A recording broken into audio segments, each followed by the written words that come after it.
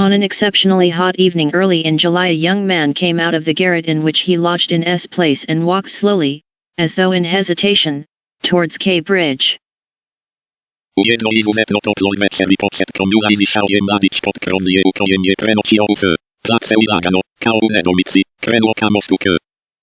He had successfully avoided meeting his landlady on the staircase.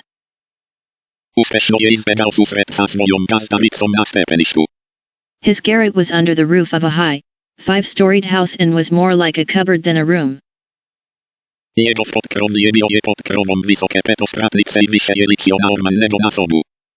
The landlady who provided him with garret, dinners, and attendance, lived on the floor below, and every time he went out he was obliged to pass her kitchen, the door of which invariably stood open.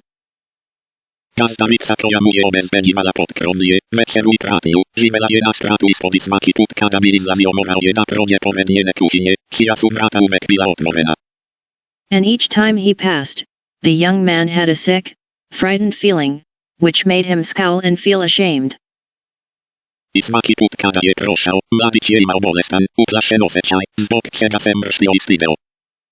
He was hopelessly in debt to his landlady, and was afraid of meeting her.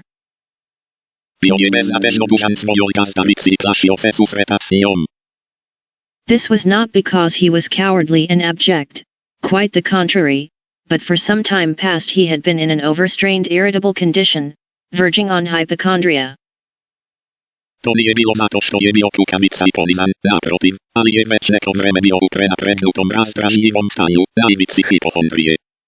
He had become so completely absorbed in himself, and isolated from his fellows that he dreaded meeting, not only his landlady, but anyone at all.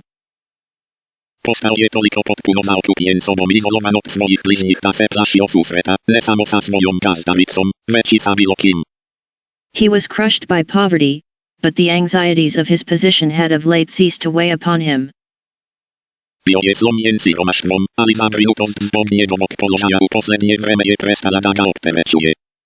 He had given up attending to matters of practical importance. He had lost all desire to do so.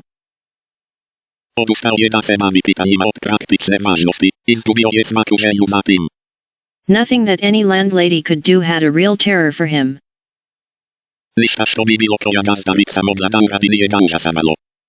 But to be stopped on the stairs, to be forced to listen to her trivial, irrelevant gossip, to pestering demands for payment, threats, and complaints, and to rack his brains for excuses, to prevaricate, to lie no, rather than that, he would creep down the stairs like a cat and slip out unseen.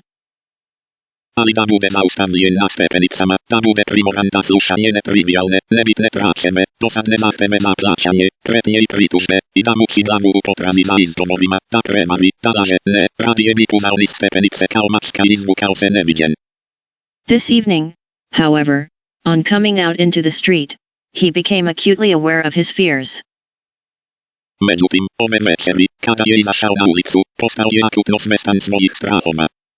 I want to attempt a thing like that and am frightened by these trifles, he thought, with an odd smile.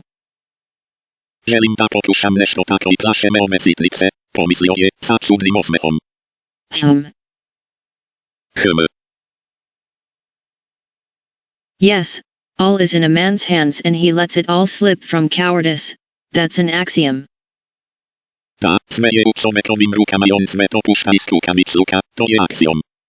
It would be interesting to know what it is men are most afraid of.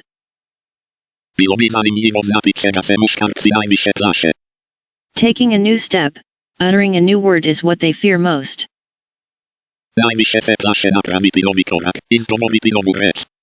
But I am talking too much. It's because I chatter that I do nothing.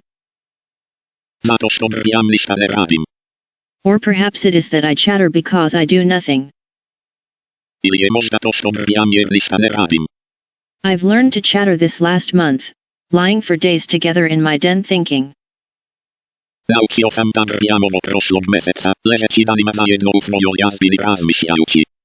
Of Jack the Giant Killer. Why am I going there now? Am I capable of that? Is underscore that underscore serious? It is not serious at all. Masz to sadidentamo, dali sam sposobem na to, dali je to ozbiljno, uopšte nije ozbiljno. It's simply a fantasy to amuse myself, a plaything. Yes, maybe it is a plaything.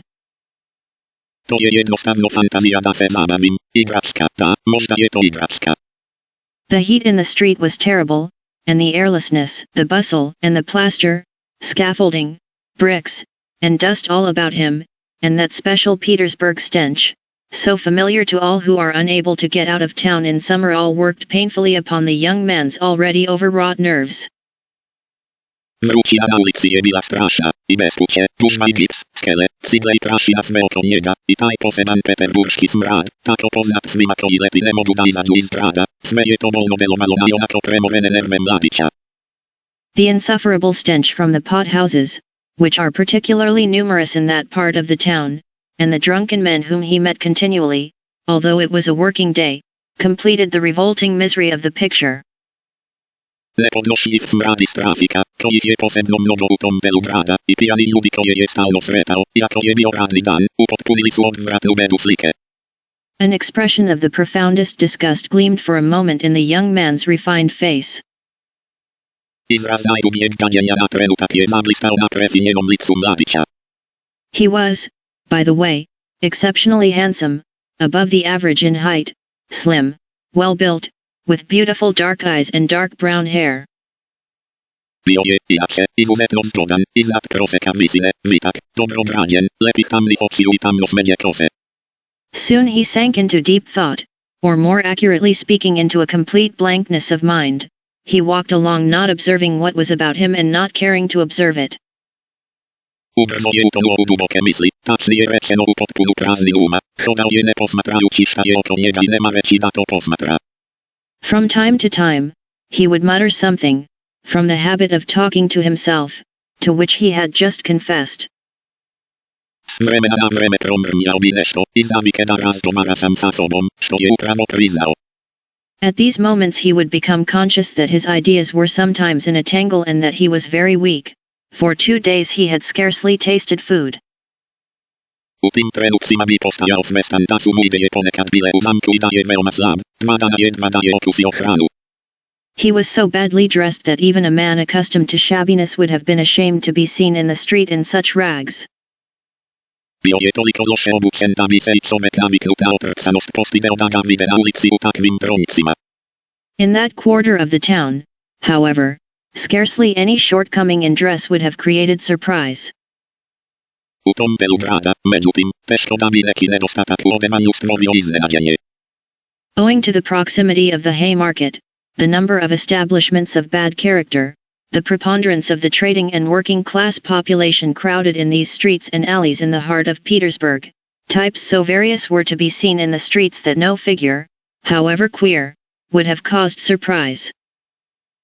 Zbog blizine pijace Sena, broja objekata lošeg karaktera, prevlasti trgovačkog i radničkog stanovništva koje je bilo natrpano ovim ulicama i sokacima u srcu Peterburga, na ulicama su se mogli videti tako različiti tipovi da nijedna figura, makoliko čuda, ne bi izazvala iznenađenje.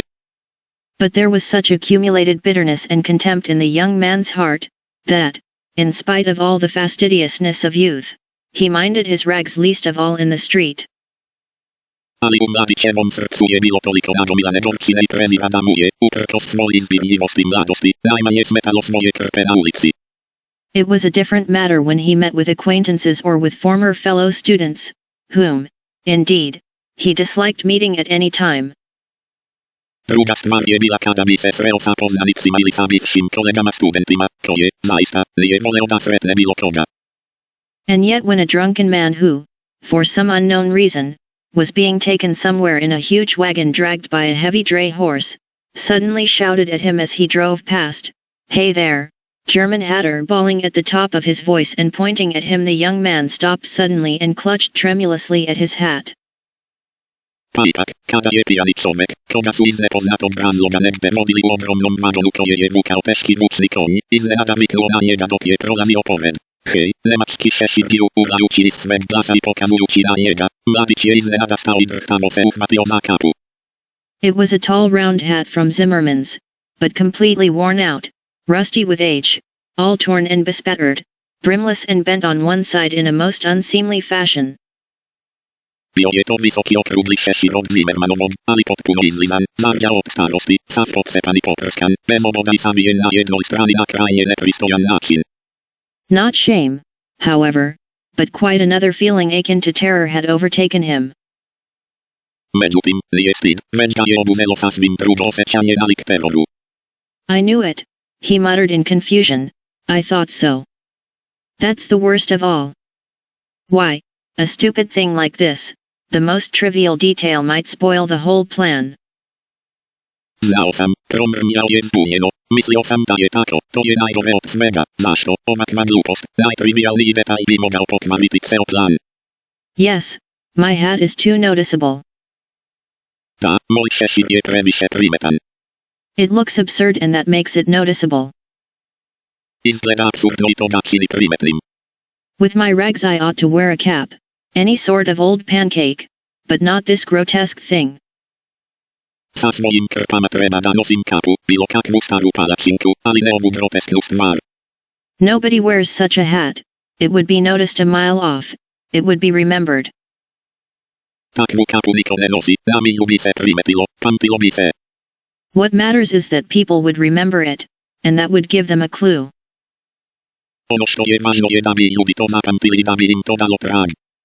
For this business one should be as little conspicuous as possible. Za ovaj posao treba biti što manje upadljiv. Trifles are what matter. Why, it's just such trifles that always ruin everything. Sitnice su važne, pa, baš takve sitnice uvek sve pokvare. He had not far to go. He knew indeed how many steps it was from the gate of his lodging house, exactly 730. Nije morao daleko da ide, on je zaista znao koliko je koraka od kapije njegovog konaka, tačno 730. He had counted them once when he had been lost in dreams. Prebrojao ih je jednom kada je bio izgubljen u snovima. At the time he had put no faith in those dreams and was only tantalizing himself by their hideous but daring recklessness. U to vreme nije verovao u te snove I samo se mamio njihovom odvratnom, ali smelom nepromišljenošću. Now, a month later, he had begun to look upon them differently, and, in spite of the monologues in which he jeered at his own impotence and indecision, he had involuntarily come to regard this hideous dream as an exploit to be attempted, although he still did not realize this himself. Sada, mesec dana kasnije, počeo je da ih gleda drugačije I, uprkos monolozima u kojima se podsmevao sopstvenoj nemoći I neodlučnosti, nehotice je ovaj grozni san počeo da smatra podvigom za pokušaj, iako to još uvek nije shvatao. He was positively going now for a rehearsal of his project, and at every step his excitement grew more and more violent.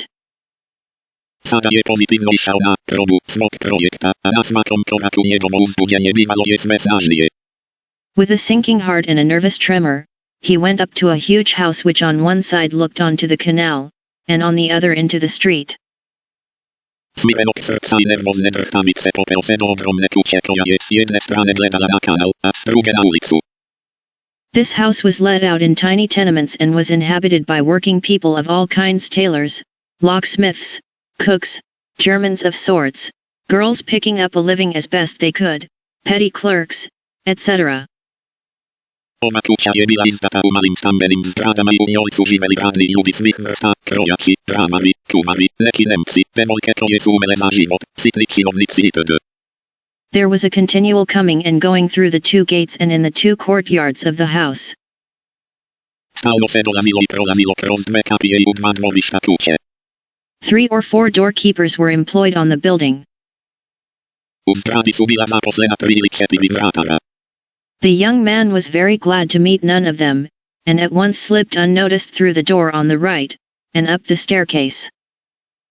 Mladiću je bilo veoma drago što nijednog od njih nije sreo I odmah je neprimećen provukao kroz vrata sa desne strane uz stepenice.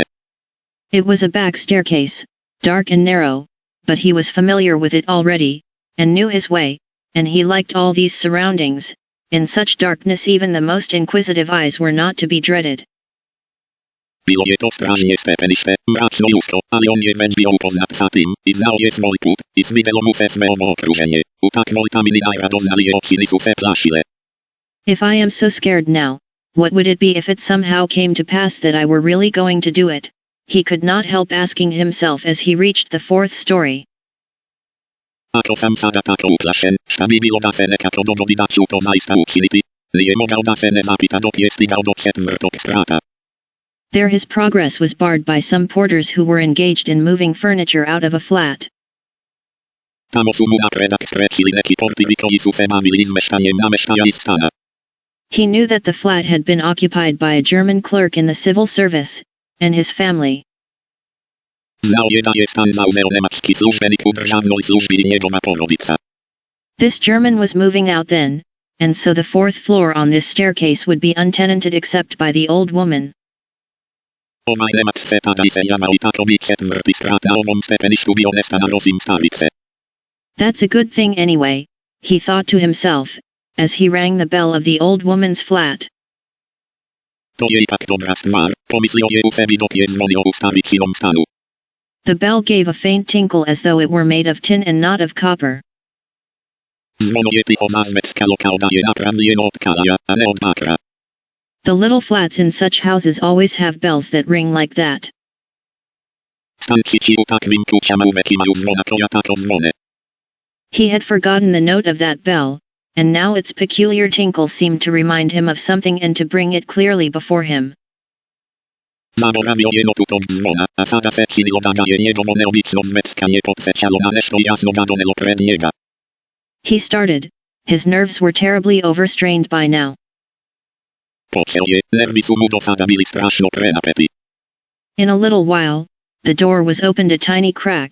The old woman eyed her visitor with evident distrust through the crack, and nothing could be seen but her little eyes, glittering in the darkness. Ubrzo, vrata su se otvorila kroz malu pukotinu. Starica je gledala smog posjetioca sa očiglednim nepomerenjem kroz pukotinu i ništa se nije vidjelo osim njenih malih očiju, koje su smetlucale u mraku. But, seeing a number of people on the landing, she grew bolder, and opened the door wide. Ali, ugledavši veliki broj ljudi na podestu, postala je smela i širom otvorila vrata. The young man stepped into the dark entry, which was partitioned off from the tiny kitchen. Mladić je ušao u mračni ulaz, koji je bio odvojen od male kuhinje. The old woman stood facing him in silence and looking inquiringly at him. Starica je čutke stajala sučelice njemu ispitivački ga gledala. She was a diminutive, withered-up old woman of 60, with sharp malignant eyes and a sharp little nose. Bila je to sićuša, usahla starica od 60 godina, oštrih zločudnih očiju i oštrog nosa. Her colorless, somewhat grizzled hair was thickly smeared with oil, and she wore no kerchief over it.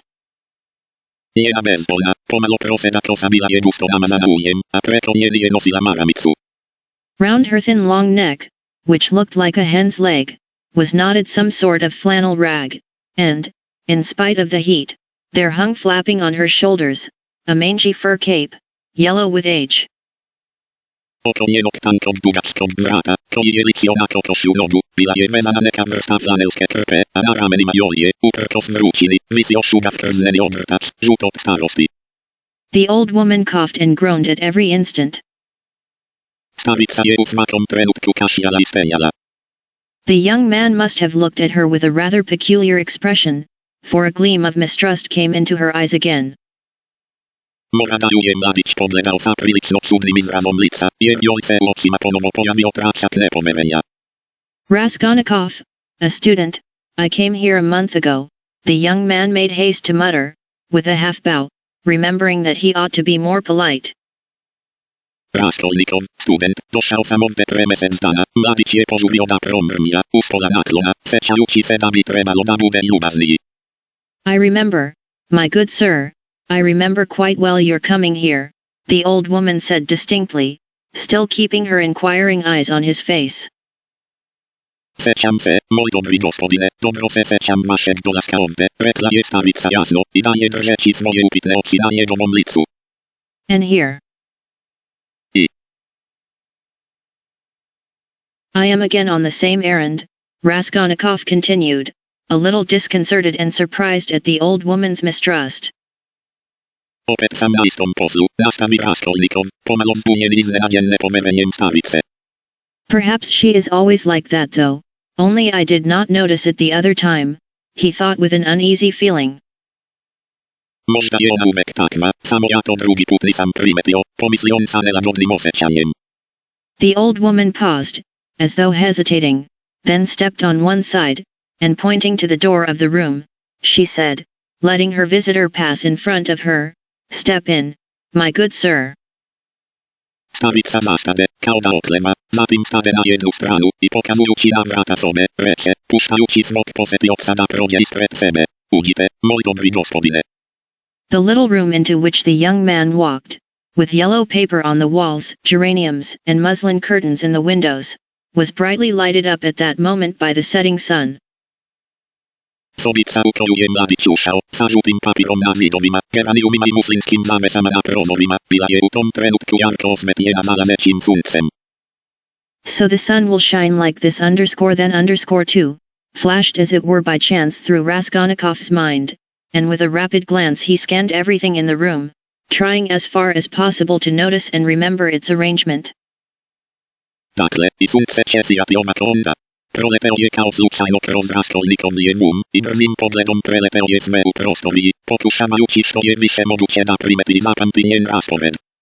But there was nothing special in the room. Ali u sobi nije bilo ničeg posebnog. The furniture, all very old and of yellow wood, consisted of a sofa with a huge bent wooden back, an oval table in front of the sofa, a dressing table with a looking glass fixed on it between the windows, chairs along the walls and 2 or 3 halfpenny prints in yellow frames, representing German damsels with birds in their hands. That was all. Nameštaj, sav veoma stari od žutog drveta, sastojao se od sofe sa ogromnim povijenim drvenim naslonom, ovalnog stola ispred sofe, toaletnog stočića sa ogledalom učvršćenim između prozora, stolica uz zidove i 2 ili 3 otiska od pola penija u žutim ramovima, koji su predstavljali nemačke devojke sa pticama u rukama, to je bilo. In the corner a light was burning before a small icon. U uglu je gorela svetlost pred malom ikonom. Everything was very clean, the floor and the furniture were brightly polished, everything shone. Sve je bilo vrlo čisto, podi nameštaj su bili sjajno uglačani, sve je sijalo. Lizaveta's work, thought the young man. Lizavetino delo, pomisli mladić. There was not a speck of dust to be seen in the whole flat. U celom stanu nije bilo ni trunke prašine. It's in the houses of spiteful old widows that one finds such cleanliness, Raskolnikov thought again, and he stole a curious glance at the cotton curtain over the door leading into another tiny room, in which stood the old woman's bed and chest of drawers and into which he had never looked before. U kućama zlobnih starih udovica nalazi se takva čistoća, pomisli Raskolnikov ponovo i ukrade radoznali pogled na pamučnu zavesu preko vrata koja su vodila u drugu malu prostoriju, u kojoj su stajali stavićin krevet i komoda i u koju nikada ranije nije gledao. These 2 rooms made up the whole flat. Ove dve sobe su činile ceo stan. What do you want? The old woman said severely, coming into the room and, as before, standing in front of him so as to look him straight in the face. Šta? I've brought something to pawn here, and he drew out of his pocket an old-fashioned flat silver watch, on the back of which was engraved a globe. The chain was of steel. Doneo sam ovde nešto da založim, i on izvuče iz džepa staromodni pijosnati srebrni sat, na čijoj je poleđini bio ugraviran globus, lanac je bio od čelika. But the time is up for your last pledge. Ali došlo je vreme za vaše posljednje obećanje. The month was up the day before yesterday. Mesec je prošao prekjuče. I will bring you the interest for another month. Wait a little. Doneću ti kamatu još mesec dana, sačekati malo. But that's for me to do as I please, my good sir, to wait or to sell your pledge at once. Ali to je na meni da radim kako hoću, moj dobri gospodine, da čekam ili da odmah prodam vaš zalog. How much will you give me for the watch, Elena Ivanovna? You come with such trifles, my good sir, it's scarcely worth anything. Koliko ćete mi dati za sat, Ajona Ivanovna? Dolazite sa takvim sitnicama, moj dobri gospodine, jedva da vredi. I gave you 2 rubles last time for your ring and one could buy it quite new at a jeweler's for 1.50 rubles. Proszę sam ty dał dwie rubie za twój prsteni mogał se kupić za zwinną uzlatami za rubi po. Give me 4 rubles for it. I shall redeem it. It was my father's. Daj mi 4 rubie za to, ja ci ga odkupić, bioje 8. I shall be getting some money soon. Uskoro ci dobity nešto nowca. A ruble and a half, an interest in advance, if you like. A ruble and a half, cried the young man. Rubia i po, I kamate napred, ako želite. Rubia I po, povikam mladić. Please yourself dash, and the old woman handed him back the watch. Ugodi sebi, I stavit sam u vrati sad. The young man took it, and was so angry that he was on the point of going away, but checked himself at once, remembering that there was nowhere else he could go, and that he had had another object also in coming. Mladić ga je uzeo, I bio je toliko ljud da je bio na mestu da ode, ali se odmah promeni, setivši se da ne može nigde drugde da ode, I da je imao još jedan cilj da dođe. Hand it over, he said roughly. Predaj to, rekao je grubo.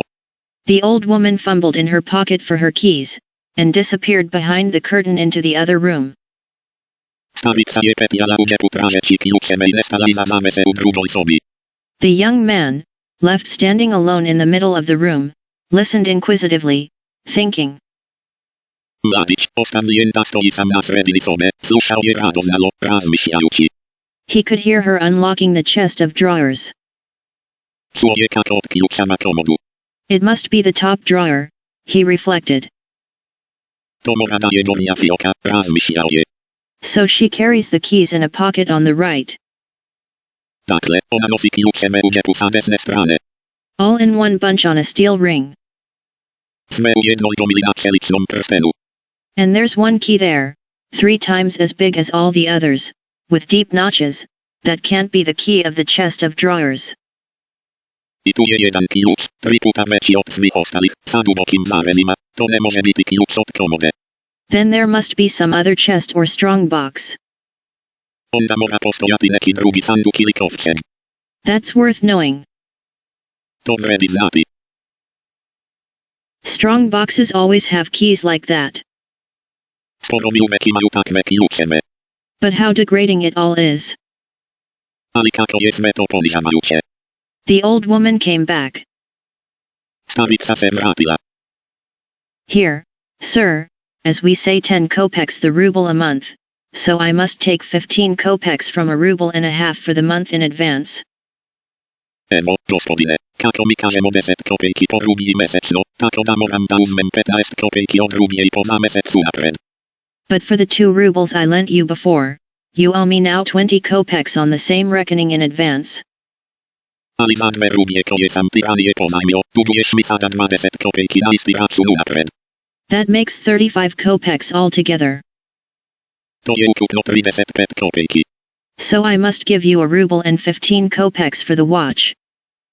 Zato moram da ti dam rubiju I 15 kopejki za sat. Here it is. Evo ga. What? Only a ruble and 15 kopecks now. Just so. Šta? Sada samo rubija I 15 kopejki. Upravo. The young man did not dispute it and took the money. Mladić to nije spojio I uzeo je novac. He looked at the old woman, and was in no hurry to get away, as though there was still something he wanted to say or to do, but he did not himself quite know what. Pogledao je stavicu I nije žurio da pobegne, kao da je još nešto hteo da kaže ili da uradi, ali nisam nije znao šta. I may be bringing you something else in a day or two. Elena Ivanovna, a valuable thing, silver, a cigarette box, as soon as I get it back from a friend. Možda ću vam doneti još nešto za dan dva, Ajona Ivanovna, vrednu stvar, srebro, kutiju cigareta, čim je dobijem od prijatelja. He broke off in confusion. Prekinuo je zbunjeno. Well, we will talk about it then, sir. Pa, onda ćemo razgovarati o tome, gospodine. Goodbye. Are you always at home alone? Your sister is not here with you. He asked her as casually as possible as he went out into the passage. S Bogom, da li si uvek sam kod kuće, tvoja sestra nije ovde sa tobom? Pitao ju je što je moguće opuštenije dok je izlazio u prolaz. What business is she of yours, my good sir? Oh, nothing particular, I simply asked.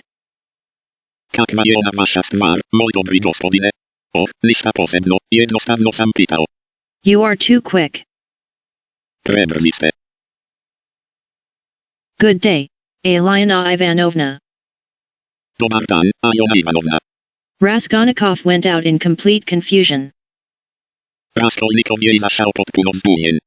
This confusion became more and more intense. Owa konfuzja je postajała zme intensywnia. As he went down the stairs, he even stopped short, 2 or 3 times, as though suddenly struck by some thought. Dok je silazionis stepenice, však je zastał, 2 litry puta, kao da ga je iznenada pogodila neka misao. When he was in the street he cried out, "Oh, God, how loathsome it all is, and can I possibly?" Kada je bio na ulici, povikao je, o, Bože, kako je sve to odvratno, I moguli ja. No, it's nonsense, it's rubbish, he added resolutely. Ne, to je glupost, to je smeće. And how could such an atrocious thing come into my head? What filthy things my heart is capable of.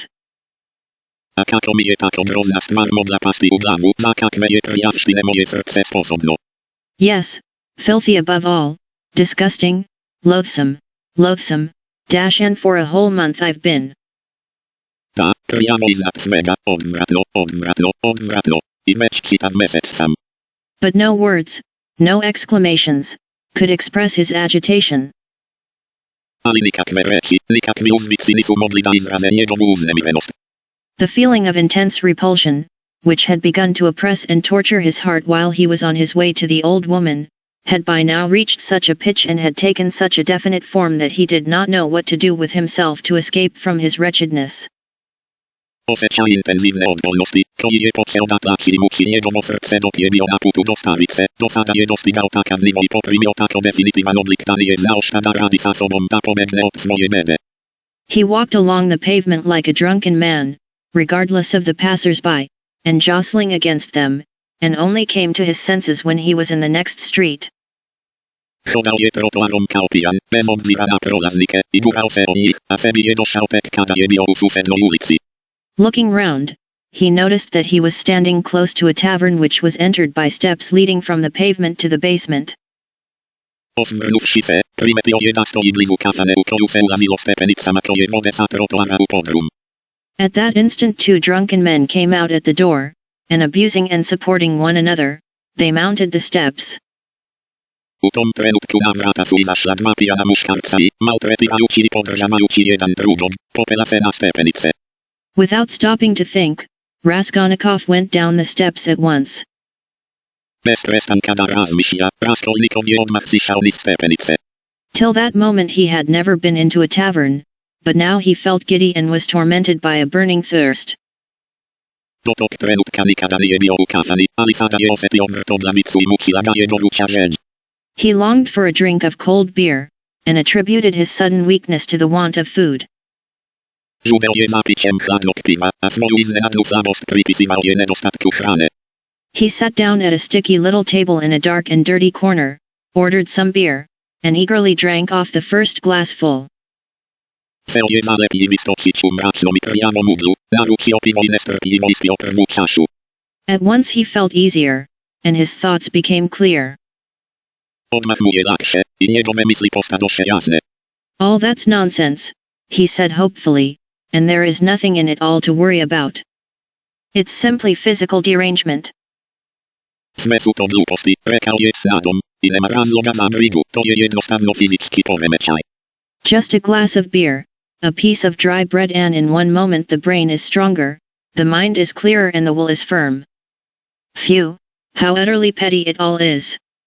But in spite of this scornful reflection, he was by now looking cheerful as though he were suddenly set free from a terrible burden, and he gazed round in a friendly way at the people in the room. Samo čaša piva, parče suvog chleba I u jednom trenutku mozak je jači, bistri I voljač mrta, fuj, kako je sve to potpuno beznačajno. Ali uprkos ovom prezrivom razmišljanju, on je već izgledao vedar kao da je iznenada oslobođen strašnog tereta, I prijateljski je gledao ljude u sobi. But even at that moment he had a dim foreboding that this happier frame of mind was also not normal. Ali čak I u tom trenutku imao je mutnu slutnju da ni ovo srećnije raspoloženje nije normalno. There were few people at the time in the tavern. Besides the 2 drunken men he had met on the steps, a group consisting of about 5 men and a girl with a concertina had gone out at the same time.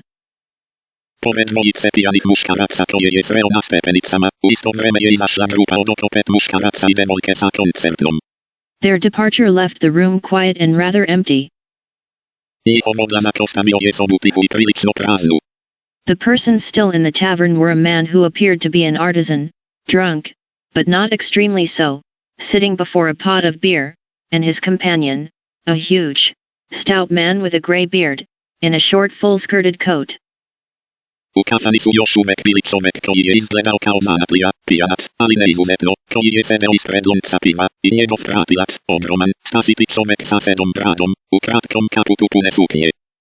He was very drunk, and had dropped asleep on the bench. Every now and then, he began as though in his sleep, cracking his fingers, with his arms wide apart and the upper part of his body bounding about on the bench, while he hummed some meaningless refrain, trying to recall some such lines as these: his wife a year he fondly loved, his wife a year he fondly loved.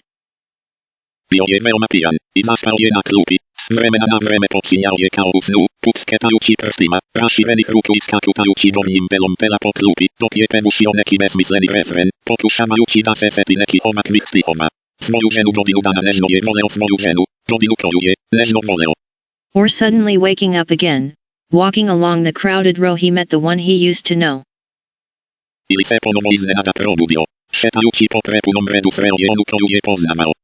But no one shared his enjoyment. His silent companion looked with positive hostility and mistrust at all these manifestations.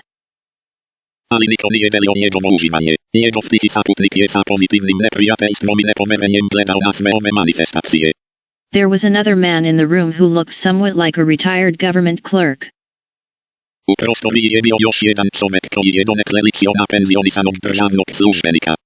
He was sitting apart, now and then sipping from his pot and looking round at the company.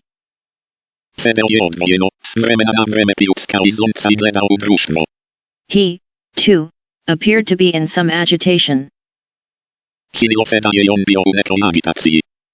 End of page. Chapter 2. Raskolnikov was not used to crowds, and, as we said before, he avoided society of every sort, more especially of late. But now all at once he felt a desire to be with other people. Something new seemed to be taking place within him, and with it he felt a sort of thirst for company. He was so weary after a whole month of concentrated wretchedness and gloomy excitement that he longed to rest, if only for a moment, in some other world, whatever it might be, and, in spite of the filthiness of the surroundings, he was glad now to stay in the tavern. The master of the establishment was in another room, but he frequently came down some steps into the main room, his jaunty, tarred boots with red turn-over tops coming into view each time before the rest of his person. He wore a full coat and a horribly greasy black satin waistcoat, with no cravat, and his whole face seemed smeared with oil like an iron lock. At the counter stood a boy of about 14, and there was another boy somewhat younger who handed whatever was wanted. On the counter lay some sliced cucumber, some pieces of dried black bread, and some fish, chopped up small, all smelling very bad. It was insufferably close, and so heavy with the fumes of spirits that 5 minutes in such an atmosphere might well make a man drunk. There are chance meetings with strangers that interest us from the first moment, before a word is spoken. Such was the impression made on Raskolnikov by the person sitting a little distance from him, who looked like a retired clerk. The young man often recalled this impression afterwards, and even ascribed it to presentiment.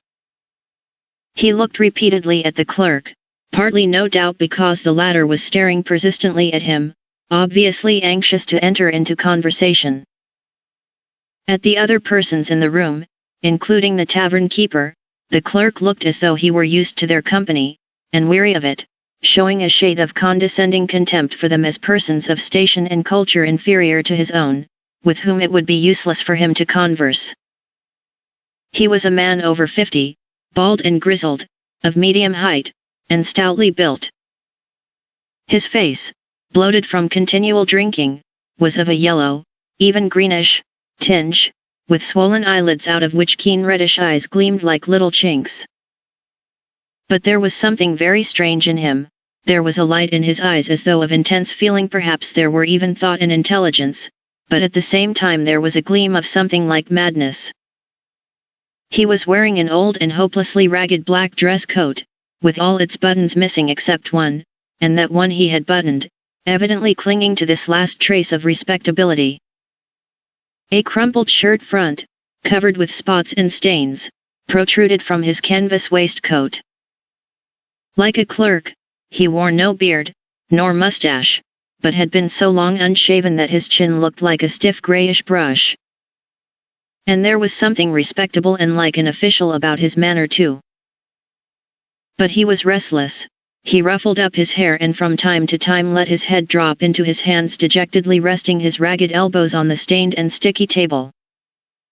At last he looked straight at Raskolnikov, and said loudly and resolutely, "May I venture, honored sir, to engage you in polite conversation?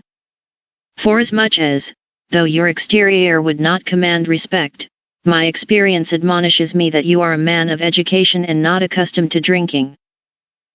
I have always respected education when in conjunction with genuine sentiments, and I am besides a titular councillor in rank. Marmaladov, such is my name, titular councillor. I make bold to inquire, have you been in the service?" "No, I am studying," answered the young man, somewhat surprised at the grandiloquent style of the speaker and also at being so directly addressed. In spite of the momentary desire he had just been feeling for company of any sort, on being actually spoken to he felt immediately his habitual irritable and uneasy aversion for any stranger who approached or attempted to approach him.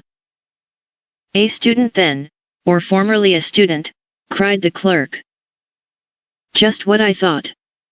I'm a man of experience, immense experience, sir," and he tapped his forehead with his fingers in self-approval. "You've been a student or have attended some learned institution. But allow me." He got up, staggered, took up his jug and glass, and sat down beside the young man, facing him a little sideways. He was drunk, but spoke fluently and boldly, only occasionally losing the thread of his sentences and drawling his words. He pounced upon Raskolnikov as greedily as though he too had not spoken to a soul for a month. "Honored sir," he began almost with solemnity, "poverty is not a vice, that's a true saying. Yet I know too that drunkenness is not a virtue, and that that's even truer. But beggary, honored sir, beggary is a vice. In poverty you may still retain your innate nobility of soul, but in beggary never know one. For beggary a man is not chased out of human society with a stick, he is swept out with a broom, so as to make it as humiliating as possible, and quite right, too, for as much as in beggary I am ready to be the first to humiliate myself. Hence the pothouse. Honored sir, a month ago Mr. Lebeziatnikov gave my wife a beating, and my wife is a very different matter from me. Do you understand? Allow me to ask you another question out of simple curiosity. Have you ever spent a night on a hay barge, on the Neva?" "No, I have not happened to," answered Raskolnikov. "What do you mean?" "Well, I've just come from one and it's the 5th night I've slept so." He filled his glass, emptied it and paused. Bits of hay were in fact clinging to his clothes and sticking to his hair. It seemed quite probable that he had not undressed or washed for the last 5 days. His hands, particularly, were filthy. They were fat and red, with black nails. His conversation seemed to excite a general though languid interest. The boys at the counter fell to sniggering. The innkeeper came down from the upper room, apparently on purpose to listen to the funny fellow, and sat down at a little distance, yawning lazily, but with dignity. Evidently Marmaladov was a familiar figure here, and he had most likely acquired his weakness for high-flown speeches from the habit of frequently entering into conversation with strangers of all sorts in the tavern. This habit develops into a necessity in some drunkards, and especially in those who are looked after sharply and kept in order at home. Hence in the company of other drinkers they try to justify themselves and even if possible obtain consideration. "Funny fellow," pronounced the innkeeper. "And why don't you work? Why aren't you at your duty, if you are in the service?" "Why am I not at my duty, honored sir?" Marmaladov went on, addressing himself exclusively to Raskolnikov, as though it had been he who put that question to him. "Why am I not at my duty? Does not my heart ache to think what a useless worm I am? A month ago when Mr. Lebeziatnikov beat my wife with his own hands, and I lay drunk, didn't I suffer? Excuse me, young man, has it ever happened to you?"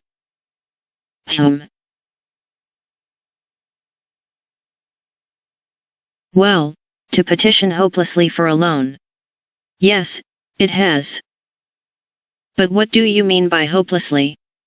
"Hopelessly in the fullest sense, when you know beforehand that you will get nothing by it. You know, for instance, beforehand with positive certainty that this man, this most reputable and exemplary citizen, will on no consideration give you money, and indeed I ask you why should he? For he knows of course that I shan't pay it back. From compassion? But Mr. Lebeziatnikov, who keeps up with modern ideas, explained the other day that compassion is forbidden nowadays by science itself, and that that's what is done now in England, where there is political economy. Why, I ask you, should he give it to me? And yet though I know beforehand that he won't, I set off to him and—" "Why do you go?" put in Raskolnikov. "Well, when one has no one, nowhere else one can go. For every man must have somewhere to go. Since there are times when one absolutely must go somewhere. When my own daughter first went out with a yellow ticket, then I had to go. For my daughter has a yellow passport," he added in parenthesis, looking with a certain uneasiness at the young man. "No matter, sir, no matter," he went on hurriedly and with apparent composure when both the boys at the counter guffawed and even the innkeeper smiled. "No matter, I am not confounded by the wagging of their heads, for everyone knows everything about it already, and all that is secret is made open. And I accept it all, not with contempt, but with humility. So be it. So be it. Behold the man. Excuse me, young man, can you? No, to put it more strongly and more distinctly, not can you but dare you, looking upon me, assert that I am not a pig." The young man did not answer a word. "Well," the orator began again stolidly and with even increased dignity, after waiting for the laughter in the room to subside. "Well, so be it, I am a pig, but she is a lady. I have the semblance of a beast, but Katerina Ivanovna, my spouse, is a person of education and an officer's daughter. Granted, granted, I am a scoundrel, but she is a woman of a noble heart, full of sentiments, refined by education. And yet, oh, if only she felt for me.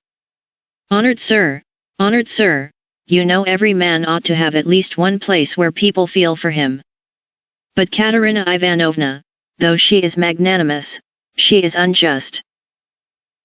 And yet, although I realize that when she pulls my hair she only does it out of pity, for I repeat without being ashamed, she pulls my hair, young man, he declared with redoubled dignity, hearing the sniggering again, but, my God, if she would but once. But no, no. It's all in vain and it's no use talking. No use talking. For more than once, my wish did come true and more than once she has felt for me, but Such is my fate, and I am a beast by nature. Rather, assented the innkeeper, yawning. Marmaladov struck his fist resolutely on the table. Such is my fate. Do you know, sir, do you know, I have sold her very stockings for drink? Not her shoes, that would be more or less in the order of things, but her stockings I have sold for drink. Her mohair shawl I sold for drink, a present to her long ago, her own property, not mine, and we live in a cold room, and she caught cold this winter and has begun coughing and spitting blood too. We have 3 little children, and Katerina Ivanovna is at work from morning till night. She is scrubbing and cleaning and washing the children, for she's been used to cleanliness from a child. But her chest is weak and she has a tendency to consumption, and I feel it. Do you suppose I don't feel it? And the more I drink, the more I feel it. That's why I drink too. I try to find sympathy and feeling in drink. I drink so that I may suffer twice as much. And as though in despair, he laid his head down on the table. Young man, he went on, raising his head again, in your face I seem to read some trouble of mind. When you came in I read it, and that was why I addressed you at once. For in